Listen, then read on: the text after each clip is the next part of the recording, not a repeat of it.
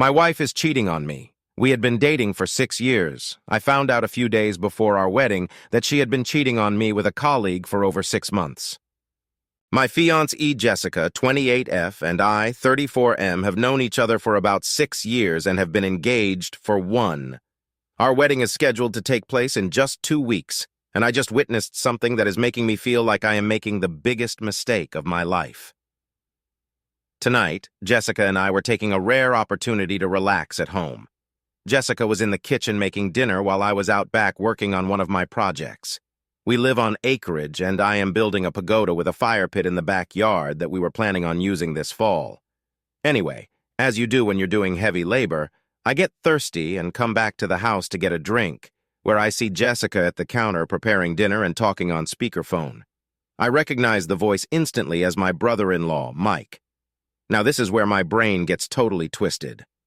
Mike asks Jessica where her sister is, as he's been trying to get in contact with her and she's not answering texts.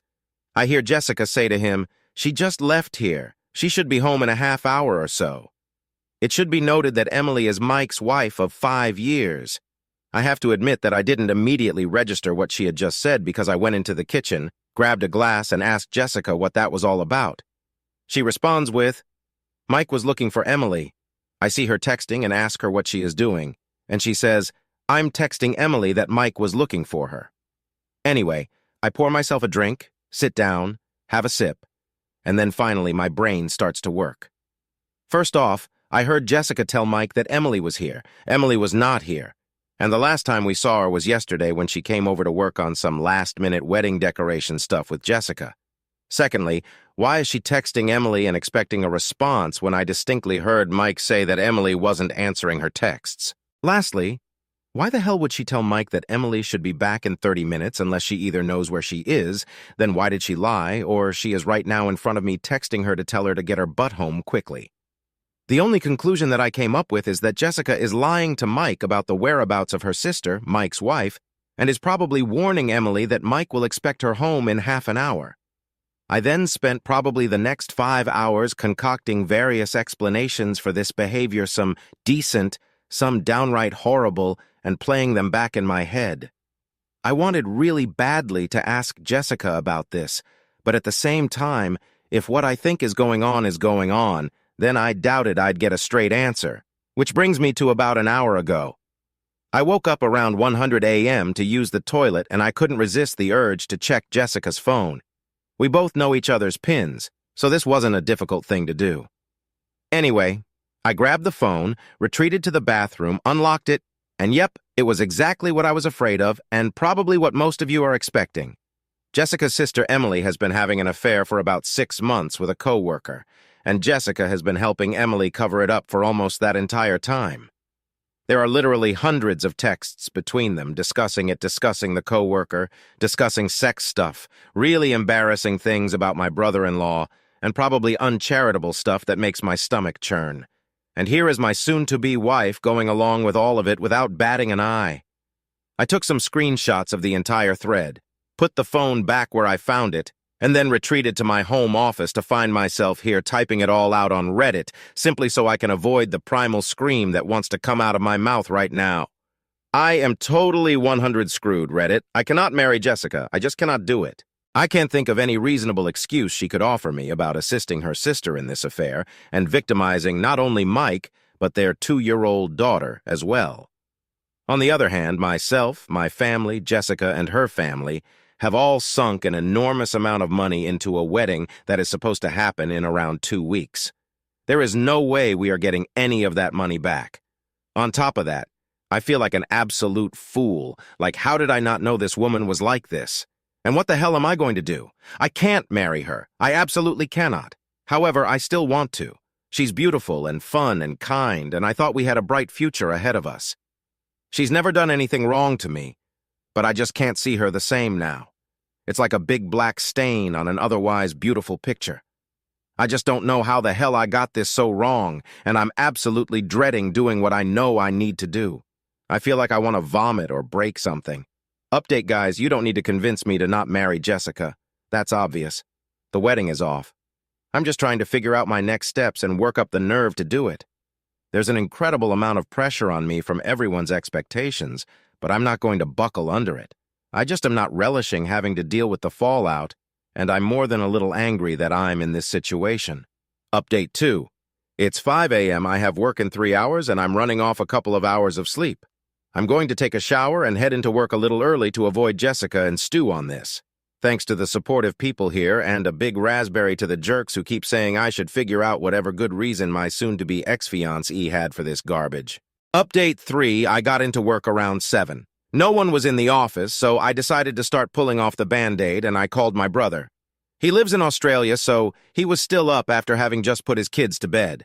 It was hard breaking the news to him about this because I know he has laid out a huge amount of money for flights for him and his family to come, but to his credit, as an older brother, he didn't mention it one time and just backed me up. He made a great point, too. He said, totally paraphrasing, "You work in a job where you have to deal with liars and scammers day in and day out. I don't blame you for wanting to have somewhere to go where this isn't a concern." He was totally right about that, and I get now why I am reacting so strongly to Jessica's participation in this deceit. He also had a great idea. He was going to take his family down to Florida to do some sightseeing and visit the parks. Well, now the kids will be accompanied by their uncle as well. It should be easy since we were going to honeymoon there as well, and we were planning on meeting them for a bit anyway. I'll just rebook everything to be closer to him and his family, and I'll offer Jessica's ticket to either my sister or another family member. I haven't had time to read everyone's comments, but I have answered a few. Right now, I'm just sort of making myself sick by drinking cup after cup of coffee and trying to distract myself until the day gets on enough where I can reach out to Mike. Update 4. Just did the morning stand-up. My stomach is doing flip-flops from drinking about 2 pots of coffee since I got in here so early, and I absolutely cannot focus and concentrate. I feel like I can't do anything really for my side until I tell Mike what I know, so I'm just going to take a sick day and drive over to his house and see if he's around. If not, I'll call him and track him down. Mike is a teacher who is on break right now, and Emily works a 9 to 5 like me, so odds are good this works out. Wish me luck, Reddit. Update 5 got to Mike's house a little after 1000 a.m. He had just put his daughter down for a nap, and we had a long, frankly brutal talk in the kitchen.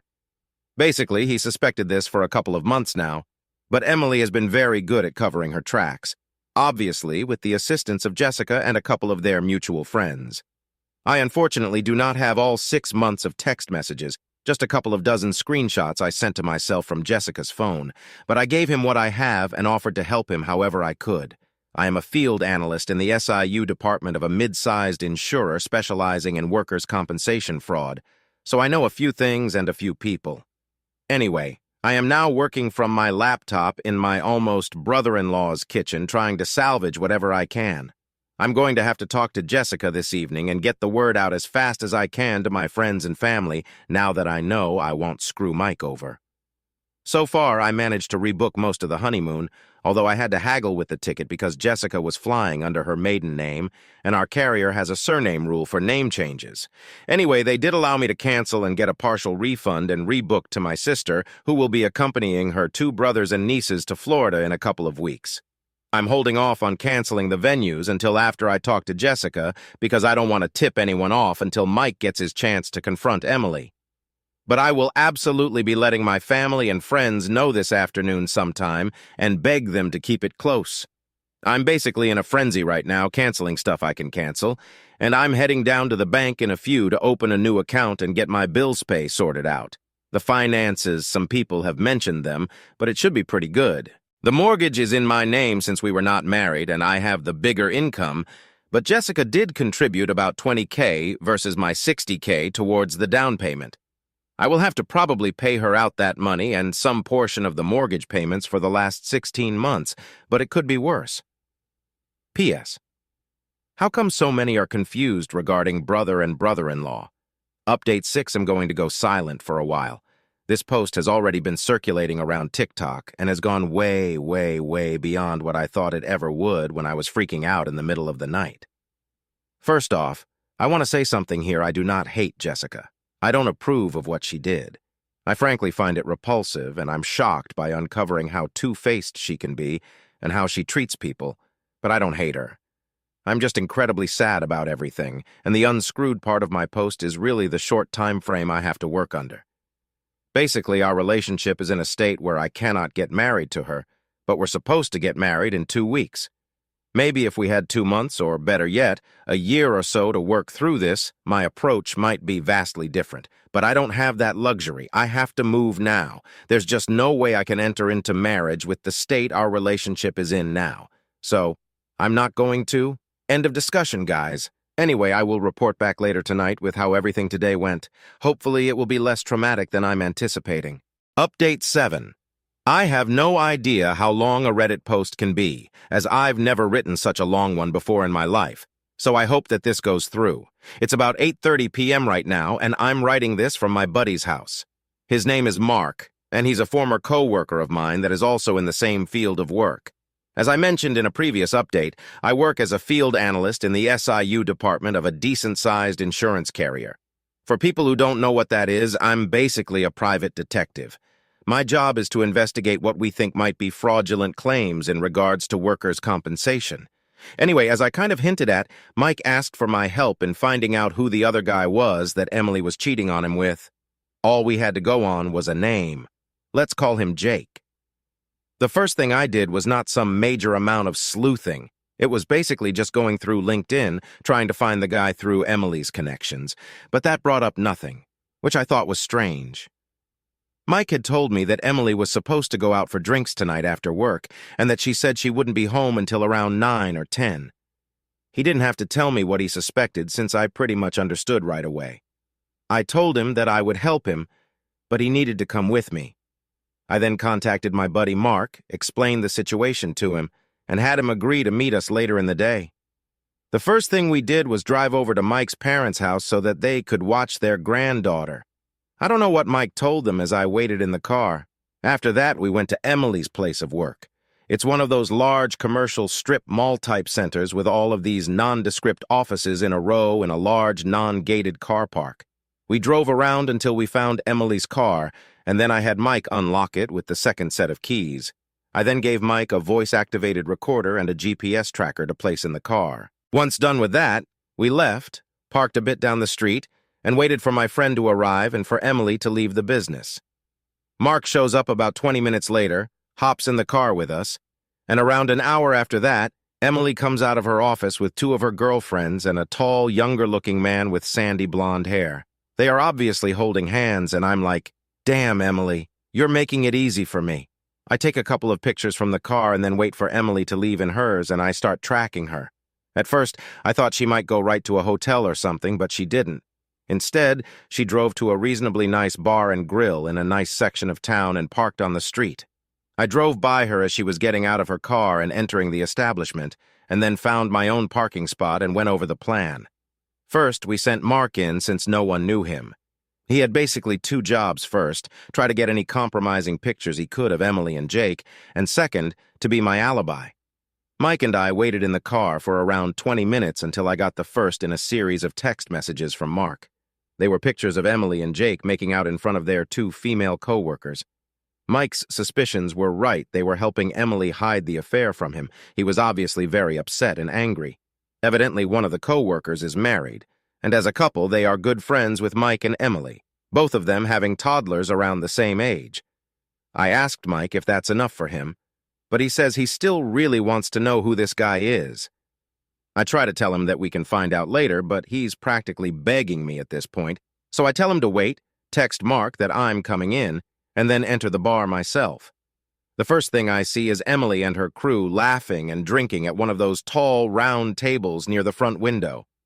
As I enter, I stop for a moment, pretend to be surprised, and then call out to Emily. "Emily! Hi! What are you doing here?" She's obviously shocked to see me, and everyone around her tenses up immediately. Emily quickly introduces me as her sister's fiancé and says that we are getting married in 2 weeks. There are a lot of congratulations from everyone. I thank them and then stick out my hand to the blonde guy and introduce myself with my full name, hoping that he'll respond in kind. He does, and I'm a bit taken aback. He's not named Jake. I introduce myself to everyone else and then tell Emily that I'm here to meet a co-worker. I wave to Mark and then excuse myself. Once I get over to Mark, I tell him the guy's name, and we both whip out our phones and go to work. It doesn't take long for us to find him. He's got social media profiles and a couple of court case judgments against him. Everything sort of falls into place when we find out that Jake is his middle name. At this point, I'm basically just grateful that Emily isn't cheating on Mike with two different coworkers. It turns out that Jake is 26, married, and has a 1-year-old daughter. This just keeps getting better, or worse. Anyway, I text Mike the guy's name, and I decide I want to push my luck and tell him to wait a few more minutes. Basically, I'm playing babysitter here at the bar. I'm totally visible to Emily and her crew. I can see out of the corner of my eye that no one is particularly happy about this, and my presence is really ruining the night. This is good. I let this go on for about 10 minutes and then tell Mike to text Emily that he's spending the night at his parents' house with their daughter. It doesn't take long after that until I catch Emily taking out her phone, showing it to Jake, and then everyone deciding to pack up. Emily comes over to me, says goodnight, and asks me if Jessica and I want to come over for dinner this weekend. I smile and say that sounds like a great idea and wish her and her coworkers a good night. Mark and I wait for them to leave, then pay our bill and hurry back to the waiting Mike. There's a bit of hesitation here because we don't know exactly what Emily was going to do. I half assumed she might have already booked a hotel room and was heading there, which would have made everything a lot more complicated and limited what I could do. But it turns out that tonight was probably meant to be just drinks at the bar, and it wasn't until Mike decided to spend the night at his parents' that it turned into something more. Emily made a beeline for home, and we followed behind her, way out of sight, and parked down the street. It didn't take long after that until another car pulled into Mike's driveway, and we saw Jake get out, go up to the door, knock, and be greeted by Emily. They went inside together. Now, at this point, it's about 7:30, and I have my own stuff to do tonight, and I think that as a friend, I've done pretty much all I can do for Mike, and he can handle the rest himself. I mean, I feel bad for the guy, definitely, but I don't want to get any more involved in this drama than I already am, and being the wingman for him while he confronts his cheating wife is a bit much for me considering my situation. Mike says it's fine, that he'll do the rest of it himself. Guess he's more of a man than you thought, Emily. He goes to Emily's car, retrieves my gear, and we bid each other goodbye. That was almost 2 hours ago. I did get one text message from Mike saying it was done and he was going to his parents' house for real this time, but my phone hasn't been blowing up, so I don't know what's been going on with Emily, and I've been at Mark's since then. I think that basically concludes my part in Mike's story. If he was smart and listened to my advice, he was recording with his phone when he entered the house. I'll find out later. Anyway, my biggest priority now is to head home and tell Jessica that the wedding is off. She's almost 100 going to take it badly. There's no way she won't. But like I said, I just can't get married to her right now. I don't know what the future holds for us or if we will be done with each other or not, but definitely we are not getting married anytime soon. Also, for people who keep saying, why didn't you talk to her first? Why didn't you confront her? I have to say, are you people stupid? She stone-cold lied in front of me to her brother-in-law that she has known for about 10 years and purportedly thinks is a really great husband and father. Maybe you are naive enough to think that someone can lie that coldly to someone they are supposed to care about and then tell you the truth, but I'm not wired that way. Until that moment, I never had cause to ever second-guess Jessica or not trust her, but she was literally untrustworthy in front of my face, and I'm supposed to let it slide or expect her to be honest to me. I guess you don't know what it's like to have your entire view of someone shift in an instant. It's disorienting and frankly a bit panic-inducing. I'm actually impressed I kept my head and followed my instincts instead of pressing her right away because it led me to the truth. It would have been ridiculously easy for her to lie to me and then delete those text messages. And if she had done that, then I would never have read the horrible things she said, never seen how she can be so duplicitous and two-faced, and never realized how little I actually knew about her. I'm going home to talk to Jessica. I'll update later to let everyone know what the final verdict is. Don't expect it to be a good one. Update 8. Well, I had the talk with Jessica last night. It was pretty insane. I'm honestly burned out and still exhausted, even though I took another sick day and slept in until almost 4:11. Sleep deficit is real. I know everyone is thirsty for updates, but as much as it's therapy for me to write them, I am just absolutely drained, and as you may have noticed, I don't know how to be short. Just call it a character trait for my profession and the endless amount of minutia-filled reports I've written. I will give the TLDR, and I promise to do a proper update later. Long story short, I came home to talk to Jessica about canceling the wedding and found her comforting Emily on the couch. I almost turned around and walked out, but didn't. Words were exchanged, tears were had, people got really angry, and the cops were called. I collapsed and slept for like 10 hours, and my phone is practically glowing from the heat of a bajillion unread messages and missed calls. If it vibrates anymore, I'm going to take it to Emily's office and charge $10 a minute to sit on it. Stuff is really up in the air. I have a lot to do today. My family already knew what was going on by yesterday afternoon, but I need to contact some friends today and get a move on other things. I'm just going to answer a couple and then bug out for a few to get stuff done. First, I am not James Bond. I am the guy that follows around the disabled construction worker to a Zumba class or skydiving lesson. I've been doing it for about 5 years, and I'm pretty good at it. Nothing I did went beyond a 50 GPS you can buy from Amazon and a tiny, tiny bit of social engineering. You might be surprised how far social engineering can get you, but whatever. Second, I'm off the clock on the mysterious case of Mike and the Hobgoblin. Whatever Mike does with the info he has, including contacting the other wife, is on him. I'm not interjecting myself into this mess any more than I have. Mike is a good friend, but I have my own little world collapsing right now, and now that I don't have my moral indignation to distract me, it's becoming a bigger burden than I've been letting on. Third, I am not an aspiring screenwriter or novelist. I do, however, write a lot of reports. You have no idea. Most of my life is actually spent hunched over a laptop writing a report or transcribing statements. For every hour I spend doing field work, I probably spend 10 doing paperwork or research. Fourth, you are right that I was wrong to leave Mike to go it alone. I didn't have any fear, not even an iota, that Mike would do anything stupid, but I didn't properly take into account the risk to him. That's a personal failing of mine. It's not that I don't care, I just tend to estimate that other people handle things like I do, and hence, when Mike was doing something that I would do, I didn't question it like I should have. I know this is a problem of mine, and I'm working on it, but I am also not in the best place emotionally, so my EQ was low in the situation. Last, people saying, "You don't know the whole situation. What if Mike was an abuser? Yada, yada, yada. No, buddy, you don't know the whole situation. I do. I read 6 months of text messages. I know why Emily did what she did. I know how she feels about Mike. I know how my ex-fiancée played along with this. I'm just not sharing it because it's vile, but I know. And it played a big part in how I have acted in the last day and a half. Trust me, if Jessica had done something, anything, other than encouraging and egging on, we'd all probably not be here. But she did, so we are. Anyway, that's it for me. I will try to update again in the next few days with the whole fallout, but I'm probably going to be mostly off Reddit for now. Best of luck to everyone, and thank you to all the people backing me up. It meant a lot to me and helped keep me sane. Well, some semblance of sanity anyway. Update hi, it's me again. I want to thank everyone who has sent me kind messages and support here on Reddit and even on other platforms. This has really blown up, and frankly, it's totally bizarre to see my life plastered all over the internet, but it's also nice to see so many people seeming to be genuinely concerned for me. It helps a lot.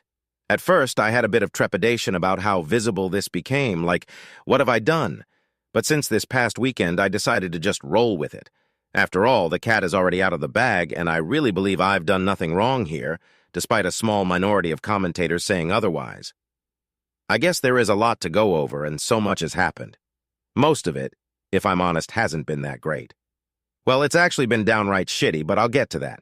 For people who are just following along, the link to my original post is here. I'm getting married in 2 weeks, and I'm totally screwed. First off, I left Mark's house pretty late that night. Jessica already knew I was out discussing business with him, although she had no idea that the business was actually her sister's affair. But still, it was getting to an unreasonable hour, mostly because I was trying to get up the nerve to go home and face her. After about 2 or 3 pep talks from Mark, I finally got off my keister and texted Jessica I was coming home and left in my car. As I said in the last update, I was pretty surprised when I got there because when I walked into the house, Emily was crying on the couch with Jessica. I hadn't seen Emily's car in the driveway when I came home, so this was probably the last thing I was expecting. I froze for a moment and almost turned around and left. This was not how I imagined this going down, and I knew that Emily's presence was going to make a bad situation a million times worse. Still, I had a timetable that I wanted to move on. I had friends I needed to notify and wedding preparations to cancel, and the proverbial clock was ticking in the back of my head. When I entered the room, both Jessica and Emily looked up at me in acknowledgement, but the tirade of accusations never came. I just stared back, raising my eyes in question. The moment passed, and Emily went back to crying, Jessica back to comforting, and I let it awkwardly hang in the air for half a minute while I thought. It seemed that Mike hadn't mentioned my assistance in the uncovering of Emily's affair. I decided to play dumb, not for Emily's sake, but because I didn't want to drop the hammer while she was here. So I took off my shoes and sat down in a chair. Emily, who still didn't acknowledge me, was apparently crying too hard to realize what that implied. Now, I'm an empathetic person, but I have to admit at this moment my nerves were steel, and I was probably the least sympathetic person you could imagine. Still, I did not want to hurt her further. Not that I could, but I did want to know what was going on. The talk I had with Jessica on the way home was the reason I knew I was going to end things with her, but Emily's presence was giving me a bit of doubt, and it might have been a blessing. This wasn't how I wanted to go about things. As I said before, Mike is a friend I am very disappointed in and likely won't ever look at the same way again, but still a friend. I did not want to tip Emily off to his plans, so instead of speaking to Jessica, I addressed Emily. "What happened, Emily?" I asked. Jessica, to my surprise, did not answer for her. Instead, she looked up at me as if in shock and disgust. It was quite a sobering reaction, honestly. "Mike!" she sobbed. "Mike left me. He said it was over." "Oh, I'm sorry to hear that," I replied, completely insincerely. "Did he say why?" Emily sniffed and looked up at me. She stuttered, but Jessica finished for her. "He found out about her and Jake," Jessica said. Emily's head immediately turned to Jessica, her eyes wide and her jaw dropped. "You told him?" she demanded, her voice becoming shrill. "You told him about Jake?" I held my hand up, trying to hide the slight smile that tugged at the corner of my mouth. Emily turned back to me, and I just sat there, dumbfounded. I couldn't believe it. She still thought this was some huge revelation. "No," Jessica said softly, "I didn't tell him. He already knew. He asked me to watch his car, and then he came in." She shook her head and dropped it back into her hands, crying again. I was taken aback. "How did he find out?" Emily asked, her eyes now wide with fear. "I don't know," Jessica said quietly. "But he must have known for a while. He was calm, too calm, like he had already accepted it." "I can't believe this," Emily said, her voice rising again. "I can't believe you didn't tell me." Jessica sighed. "Emily, what was I supposed to do? Lie to him?" "Yes, you were supposed to protect me," she yelled, standing up. I took a deep breath and decided it was time to intervene. "Emily, please," I said calmly. "This isn't helping." She turned to me, her eyes filled with anger and pain. "And what about you? Are you going to tell me you had nothing to do with this?" I shook my head. "No, I had nothing to do with this. But I'm not going to stand here and listen to you blame Jessica for something you did." Emily glared at me for a moment before storming out of the room. Jessica looked up at me, tears streaming down her face. "I can't believe this is happening," she said softly. I nodded, feeling a pang of guilt. "I know, but we need to talk." She wiped her eyes and nodded. "I know." We spent the next few hours talking, crying, and trying to make sense of everything. In the end, I knew what I had to do. The wedding was off. There was no way I could marry Jessica after everything that had happened. It was the hardest decision I had ever made, but I knew it was the right one. In the days that followed, I contacted friends and family, canceled wedding preparations, and tried to piece my life back together. It wasn't easy, and I knew it would take a long time to heal, but I also knew that I couldn't go through with a marriage built on lies and deceit. I hope that one day I'll be able to look back on this experience and see it as a learning opportunity. For now, I'm just trying to take it one day at a time and move forward with my life. Thank you to everyone who has supported me through this difficult time. Your kindness and understanding have meant more to me than you'll ever know.